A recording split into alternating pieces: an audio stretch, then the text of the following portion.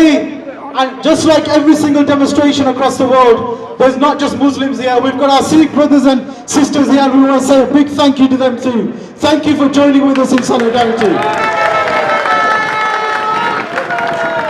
Our next speaker has a long track record of standing up for the weak and vulnerable and standing up against the powerful.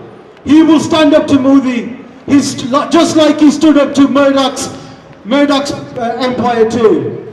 We have with us, standing in solidarity, the Member of Parliament for West Bromwich East, the Deputy Leader of the Labour Party, Tom Watson.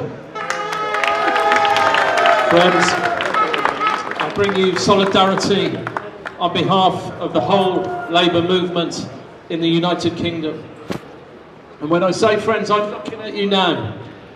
I've worked with many of you for the last 20 years.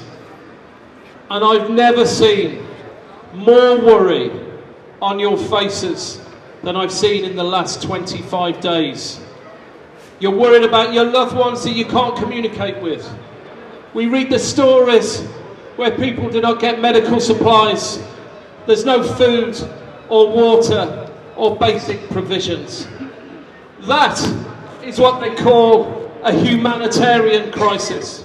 And that is a responsibility for all of us in the international community. We need to give people hope and security. And I read all the history of this troubled, beautiful part of the world. And you've rehearsed all the lines, you've heard them. We know there is a bilateral agreement that's supposed to find a solution to a long-term problem. But both countries have admitted that that framework isn't working.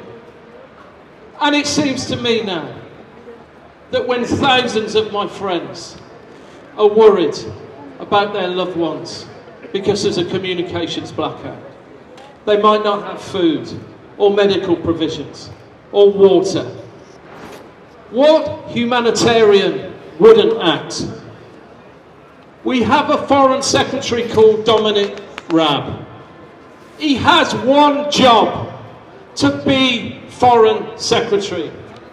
It is his job to say to the international community, in the circumstances when bilateral arrangements have failed, it's incumbent on us to help find a solution, to help find peace, to give your loved ones the security, the hope, the opportunity that we're privileged enough to have in this country. When people tell me this is a domestic issue, I say to them, human rights is not a domestic issue. Human rights are universal.